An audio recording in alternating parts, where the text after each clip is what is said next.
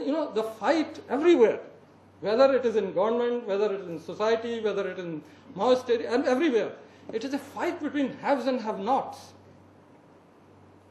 All other factors, just like a bouquet of our country, having all colors, all flowers, everything, not Japanese like ikebana. Everything you take, but it boils down to only one thing: if governance improves in the interest of poor, not in the interest of powerful, if empowerment takes place of all these poor and marginalized people, if education reaches them, if irrigation reaches them, if their livelihood is secure, if implementation of government policies, government programs, laws, enforcement of laws, everything is done by informing this person, making this person enlightened, making this person feel that yes, government has eyes, ears and hands to do justice, to do everything in judicious manner. Otherwise, what is happening? I'll just give another example. Implementation of the Scheduled Tribe and other traditional forest dwellers Recognition of Forest Rights Act. One statistics in Madhya Pradesh, Forest Department had a recorded figure of around 80,000. That 80,000 people have possession over forest land and they have been cultivating, and on the appointed day, that is 13th December 2005, they were in possession. With lot of effort, awareness raising, nukkad natak, TV, radio, gram sabhas, capacity building of about 1 crore people of gram sabhas, with all those efforts, translation of act, rules, everything in their own dialect, all kinds of efforts, even then awareness level was not, adequate. But with all these efforts, we ensured that Gram Sabha adjudicates confidently with full knowledge of laws, rules, regulations. And I think till date, only about 1.5 lakh title deeds have been distributed. In other states, without naming them, I would say that against a recorded number of 40,000, 4 to 4 lakhs were distributed without going through the process of adjudication, without involving the people who really knew. And what is the impression created in the minds of tribal or in the minds of this poor fellow?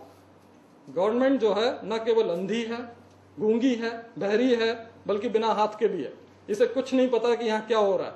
जो आदमी यहाँ कहीं नहीं था, जो यहाँ पे पहले लोन शार्क था, वो उसको भी पट्टा मिल गया, उसको भी हक प्रमाण पत्र मिल गया.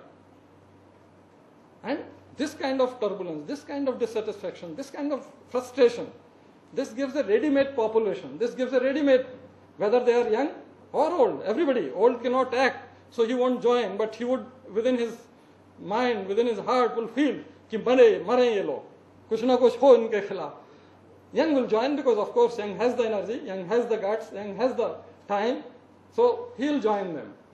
If this is recognized and if this is ensured, unfortunately what happens that the invisibility, people sitting here, officers sitting in Ballabh Bhavan, officers sitting in HOD's buildings, they are conditioned to please the political masters. Otherwise, their own existence in that chair will be at stake. And political masters, if they do not suffer from democratic deficit, will be all right. But most of them are suffering from democratic deficit. Mr. Mitra also said 50% voting.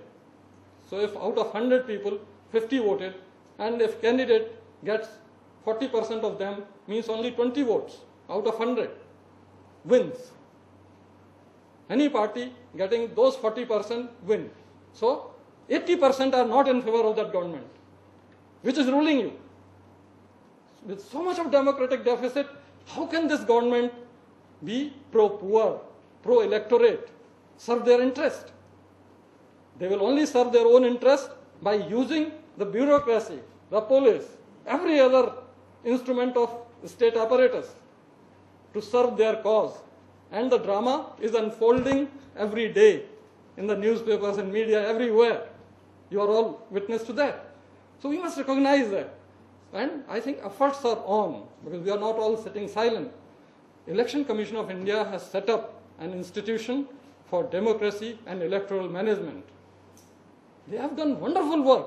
I don't know whether many of you have seen this. I have seen it. Wonderful work. Last elections, voting percentage shot up to 87% in one state, which is record.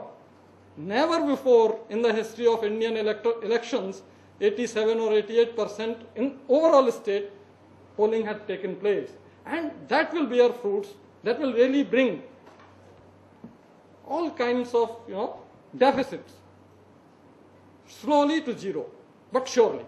And that will be the day when a handful of revolutionary thinkers, whether Maoists, Naxalites or anyone, they just cannot do anything to our country, to our democracy. Our democracy will go from, strength to strength, and we will flourish.